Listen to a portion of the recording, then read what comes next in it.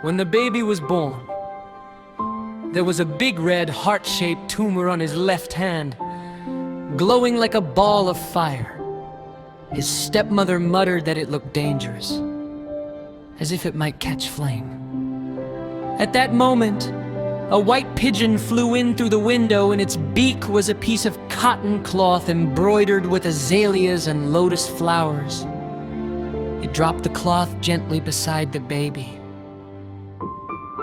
Though the family did not understand the meaning, they felt it was a sign. They wrapped the strange mark tightly with the cloth, and it looked like nothing more than an ordinary handkerchief. The baby had silver hair. Fear filled the small, wind-beaten house, already burdened with poverty and 2 crying children. The couple felt despair. That night, under darkness, the father carried the baby to the temple on the back hill. He placed him on a wooden table, bowed deeply, and left without daring to look back.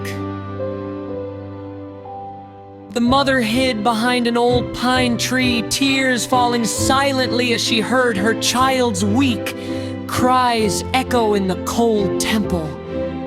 The wind howled, and the baby's left hand burned beneath the cloth.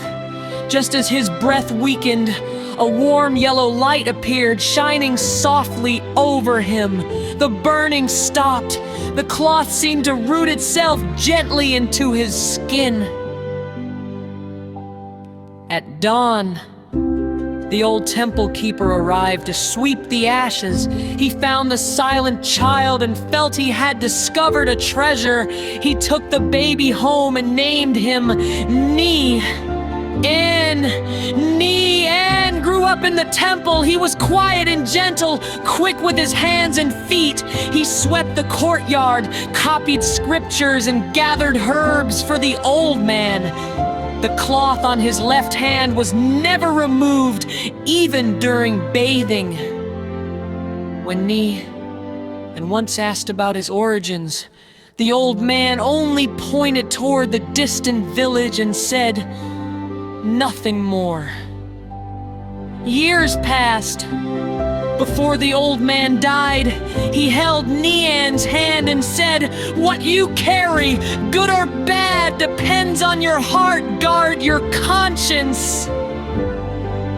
After burying him, Nie An went down the mountain alone for the first time, carrying herbs to trade for rice in the small town market. He noticed an elderly couple with white hair like frost.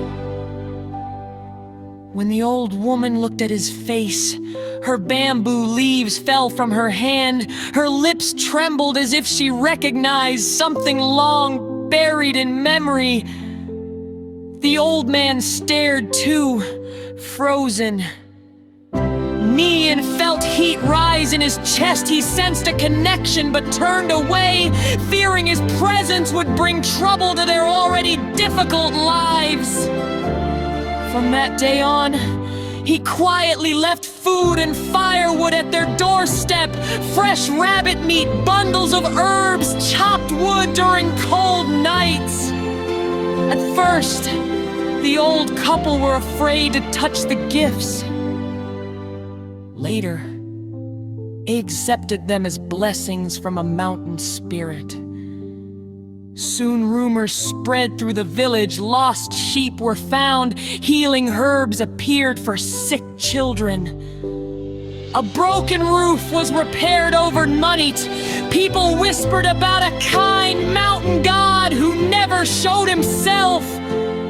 Only the old couple felt the blessings were strangely personal, yet their 2 grown sons were unkind. One was lazy and often demanded money. The daughters-in-law complained and avoided responsibility. Life grew harder for the aging parents. One harsh winter, heavy snow blocked the mountain pass. The old man fell gravely ill with fever. The old woman sought help from her sons but was turned away. Desperate, she knelt facing the mountain and cried out for mercy from any god who would listen. In the temple, Nie An heard her voice carried by the wind. His heart tightened, grabbing his medicines. He rushed down the snowy slope, slipping and bleeding, but refusing to stop.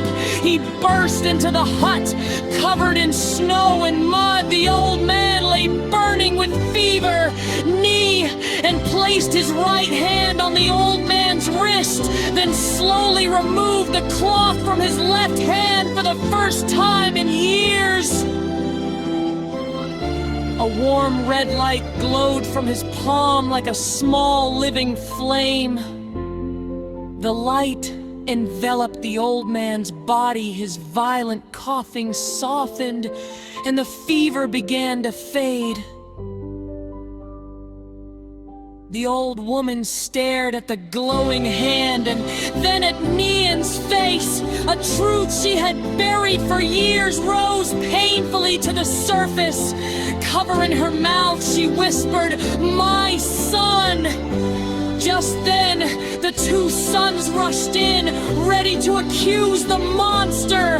But they froze at the sight of the red light and their father recovering. Shame washed over them as they remembered the mysterious blessings that had sustained the house. The old woman stood protectively before Nie. "And he is your brother," she said.